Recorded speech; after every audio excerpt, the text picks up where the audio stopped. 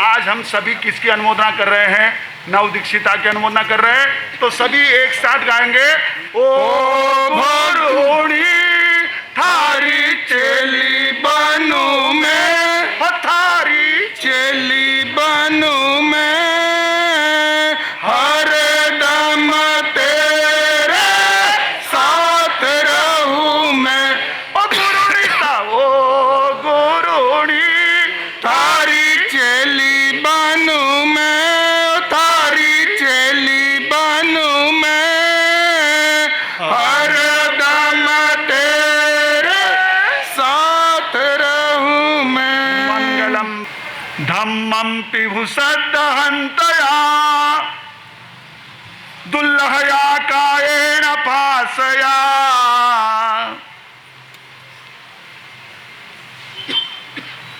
इह काम भोगे सुमुच्छिया समयम गोयम मापमाये। आज के इस संयम ग्रहण, प्रव्रज्जा ग्रहण, भागवती दीक्षा को अंगीकार करने के इस पावन क्षण में सबसे महत्वपूर्ण जो जिनवाणी आलंबन बनी है, वो जिनवाणी उत्तराध्ययन सूत्र का 10वां अध्ययन।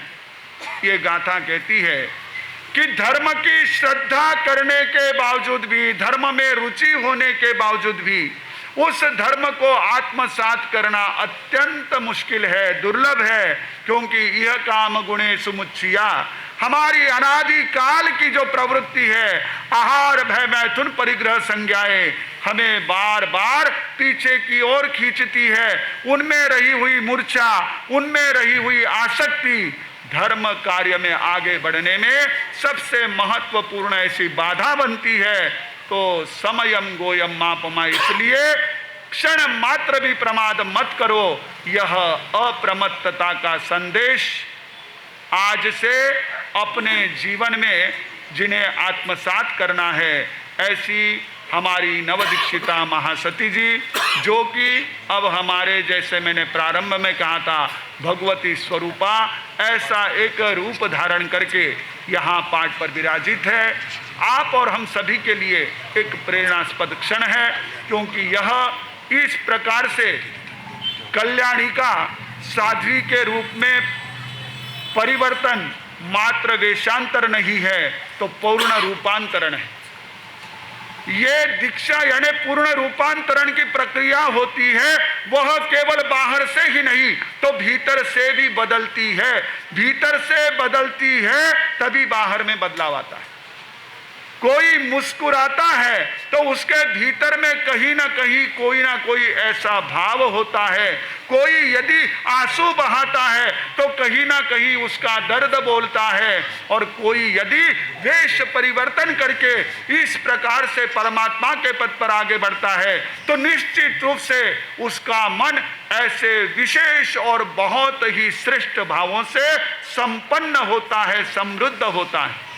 इसने उस समृद्धि को पाया जिसके सामने आपकी सारी समृद्धि उसे आसार लगी, आपका सारा वैभव उसे आसार लगा। उसने ऐसा वह निश्चल प्यार पाया कि जहां उसे परिवारजनों का स्नेह भी रोक नहीं पाया।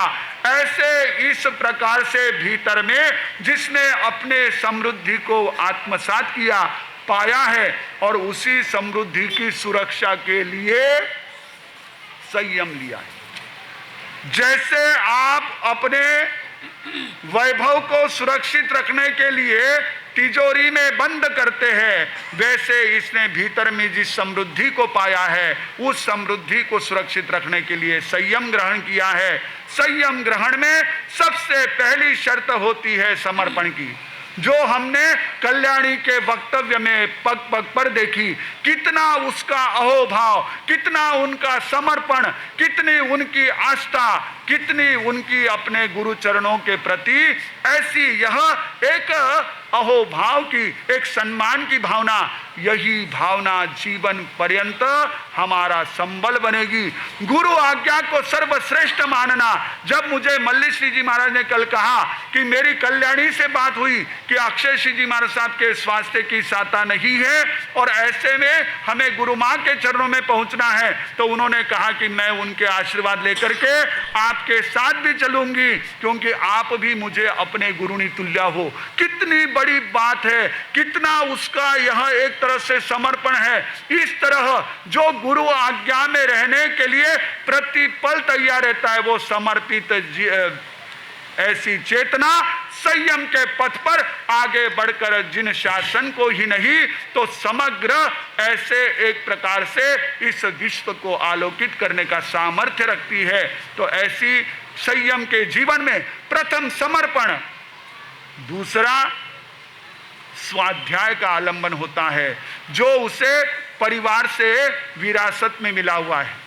ये बोरा परिवार केवल पैसे से संपन्न परिवार नहीं है, लेकिन इस बोरा परिवार में हमने बहुत नज़दीक से देखा है 2002 के चतुर्मास में, और उससे भी पहले 1986-87 से इस परिवार से जुड़े हुए हैं। इन सभी में जो एक तरह से अध्ययन की, ज्ञान की लालसा है, इससे वह ब्लड लाइन में मिली हुई है। और इनके ही बोरा परिवार के भांजे हमारे भतीजे हैं, हमारे ज्येष्ठ गुरु बंधु वंदनीय श्रद्धेय प्रवर्तक, महाराष्ट्र प्रवर्तक कुंदन ऋषि जी महाराज साहब के सुशिष्य आलोक ऋषि जी महाराज साहब है। उन्होंने भी पहले डॉक्टरी पास की थी और उसके बाद दीक्षा ली है। तो यह तो ज्ञान साधना का इसे विरासत में मिला हुआ, और जहां जा रही है वह हमारी आगमाचार्य मंजूश्री जी महाराज का परिवार भी सबसे ज्यादा और सबसे महत्वपूर्ण अपनी स्वाध्याय की साधना पर ऐसा लगा रहने वाला, उस पर अधिक से अधिक ध्यान केंद्रित करने वाला यह ऐसा परिवार है। तो यहाँ आकर के आपको गुरु के मार्गदर्शन में स्वाध्याय में आगे बढ़ना ये महत्वपूर्ण है।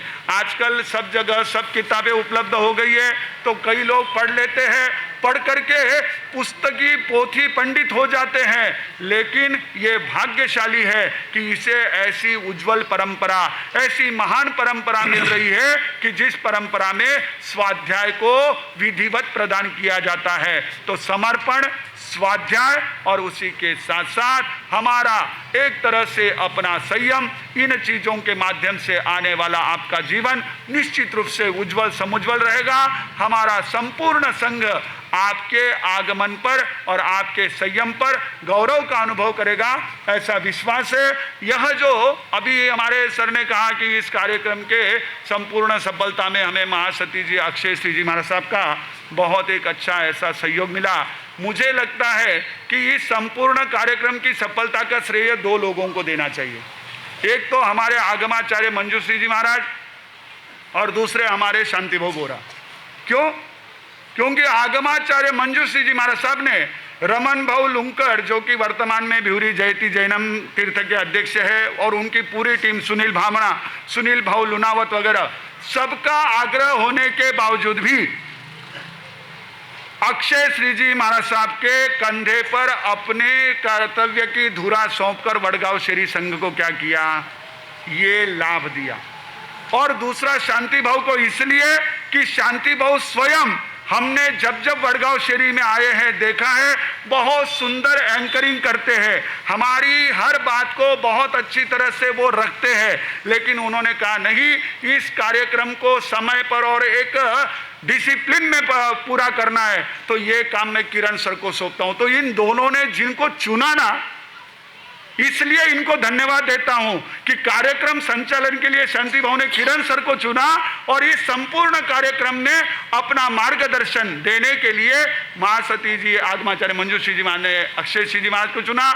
उनके लिए भी मेरी ओर से खूब खूब साधुवाद, और इनका मार्गदर्शन और उसका प्रतिफल तो आप देख रहे हैं। हमारे सलाहकार तारक ऋषि जी महाराज साहब और उनके सभी साथी, हमारे चाहे अभी देखो नाम में इधर से सुनते जाऊंगा, आपको बोल के जाऊंगा, सुयोग ऋषि जी ही, शिवम ऋषि जी, सुबोध ऋषि जी हैं जो उस तरफ बैठे हैं, फिर शिवम ऋषि जी हैं, सुजीत ऋषि जी हैं, शिवेंदु ऋषि जी पीछे बैठे हैं, सुजीत ऋषि जी है, शिवम ऋषि जी है, ये हमारी सभी यहाँ पर जो बैठी हुई संतों की ऐसी इस पाठ पर मंडली है। उसके साथ साथ हमारी ये महासाध्वी मंडल, जिनमें हमारे महासती जी मधुस्मिता जी से शुरू होकर के तो महासती जी विश्ववंदना जी तक, जिनके सबके नाम आपने भी सुयोग ऋषि जी से सुने, सभी अपने अपने स्थानों से यहाँ तक इस बहना को, इस हमारी नवदीक्षिता को आशीर्वाद देने के लिए पहुँचे। और आप सभी इस कार्यक्रम में तो पहुंचे ही, लेकिन पहुंचने के बावजूद भी कार्यक्रम में उपस्थित रहे, और सिर्फ उपस्थित नहीं रहे तो सम्मिलित हुए। इसलिए आप सभी को भी खूब खूब साधुवाद। हमारा ये सभी का इसी तरह जिन शासन के प्रति, अपने संघ के प्रति और इस प्रकार संयम साधना के प्रति अहोभाव निरंतर बना रहे, जो कि हमारी अनंत अनंत कर्म निर्जरा करने वाला है। और जब कभी आप यहाँ उपस्थित सभी इस अनुमोदना में आए हुए संघ से मैं कहना चाहूँगा, या उपस्थित सभी से कहना चाहूँगा, जब कभी अवसर मिले तो जरूर आने वाले समय में, चाहे कल, चाहे परसों, चाहे महीने बाद, चाहे हफ्ते बाद, चाहे 2 महीने बाद, चाहे 4 महीने बाद, जिनकी दीक्षा की अनुमोदना आपने की है, उनके दर्शन करके आने का भी लक्ष्य रखना।